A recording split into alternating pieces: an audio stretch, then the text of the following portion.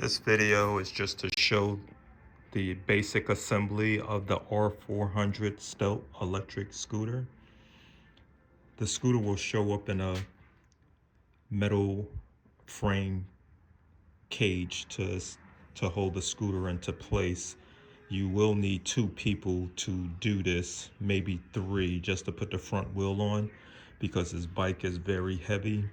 So the front wheel will be off and it'll be supported inside of the frame with the front axle bolt. So you're just gonna take that bolt out of the frame, put the wheel into place and slide it back into place. On the brake caliper, you may see a plastic glide just to keep the brake caliper from closing up. If for some reason that brake caliper is closed up, just get a screwdriver, stick it in between the brake pads and slowly open the brake pads back up. But before doing that, make sure the brakes don't have any kind of band around it, keeping it pressed in, because it will stop you from opening up the brake pads. So this is where you would need 2 people. Because this bike is heavy, you would have 2 people. Otherwise, you can get something to support it, but because the bottom part of the bike is plastic, if you set it on something, you could damage the plastic. So you would need 2 people to hold the bike up while one person slide that front wheel on and slide the axle in. Once you get that in, you're pretty much done with the bike. Everything else is small stuff. Like with this front panel, you would just put that on and put the 4 screws in. These right here is off, so you're pretty much just gonna put these back into place and put the screws in for the left and right handlebars. To power the bike on, there's a key underneath the back of the seat. You're gonna see a little key slot underneath the bike. I'm gonna open that up. That will release this back seat. And this is where you turn the bike on at. That's a breaker right there. Just turn that switch on and that'll power the bike on. This is good for if you're gonna store the bike in the winter time and you don't want it to burn any electric from the battery at all. Just shut that breaker back off. Basic operations on a bike.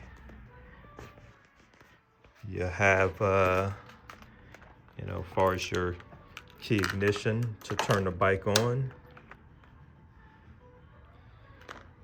This button right here, this is just an off switch.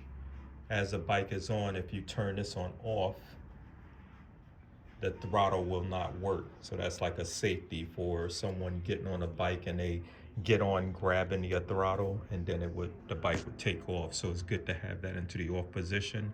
So if you get on, then you press the on button, then the throttle would work. Over here you have your gear shift. So on the gear shift,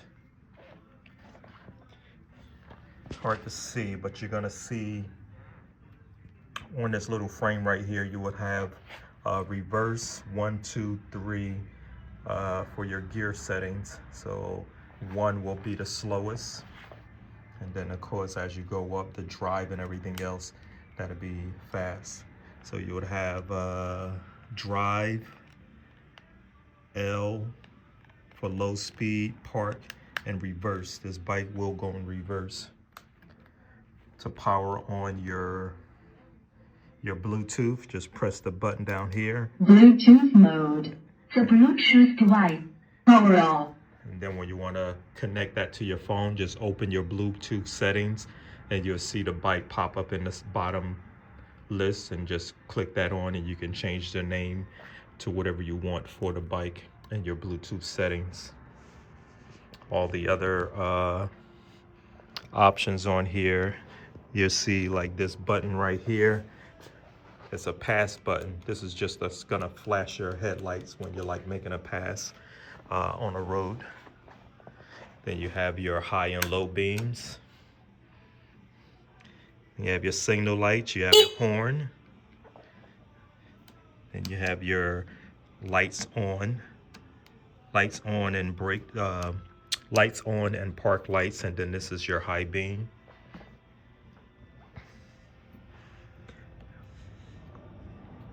Then you have your double blinker lights. It's gonna be right here. That'll flash your double blinkers. Then you have your alarm settings. So this bike does come with an alarm, and it also comes with an auto start. So to auto start, just press that middle button 2 times, and that will turn your bike on. To turn it off, just hit the lock button. To turn the alarm on, just press the lock button, and that'll arm the bike. So if you do any kind of movement, the alarm will go off on the bike. Make sure you put it in an unlocked position when you want to ride. Otherwise, as you're moving, the alarm will go off. The other basic features on it is just your foot pegs.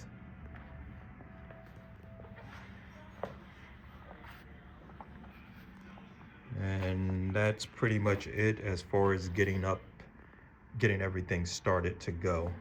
You also have a USB right there, and also another USB right here. And your charging, push on this cap, lift it up, and that'll be your charging port.